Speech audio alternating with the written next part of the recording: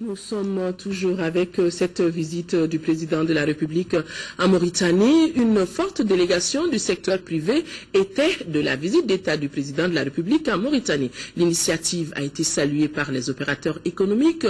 Le corridor Bamako-Nouakchott, qui sera bientôt très fluide, améliorera l'environnement des affaires. Des propos recueillis par nos envoyés spéciaux.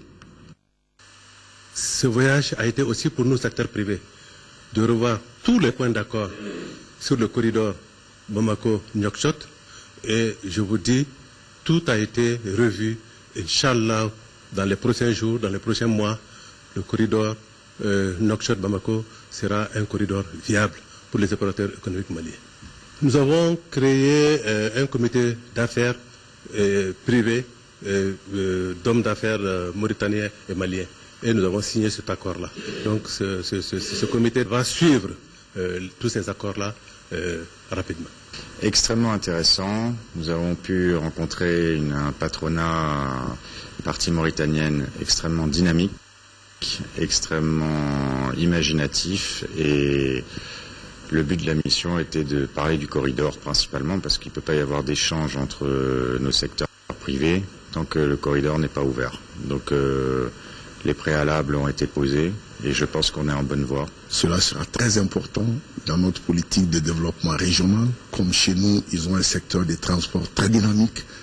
Malheureusement, le fait que ce pays ne soit pas partie prenante des accords le LUEMOA et la CEDEAO fait qu'il ne peut pas être dans notre système de transit routier inter-État sans pour autant être partie prenante de cet outil douanier.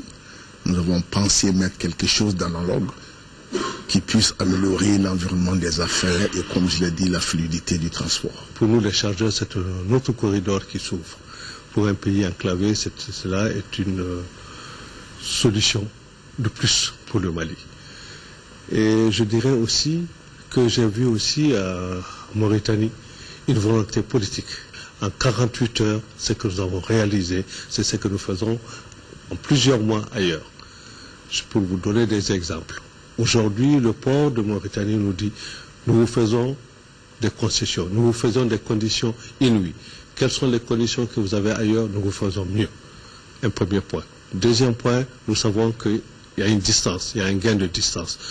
Troisième point, nous savons qu'ils sont prêts aujourd'hui à nous faire un port sec à Gogi pour nous permettre d'avoir un ravitaillement beaucoup plus accéléré au niveau de nos populations, mais aussi de créer de l'emploi dans cette zone-là qui peut être un pôle économique pour tout le nord malien.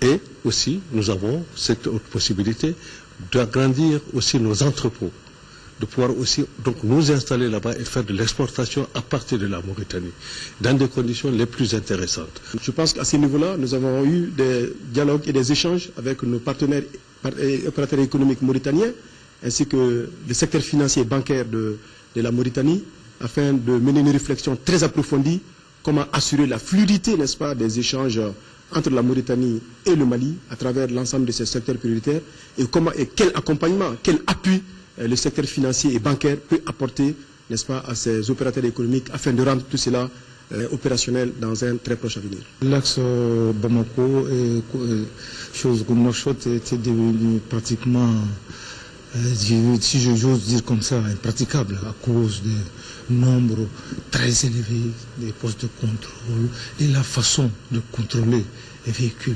et les perceptions illicites sur le corridor qui ont fait que beaucoup de gens ont abandonné le corridor.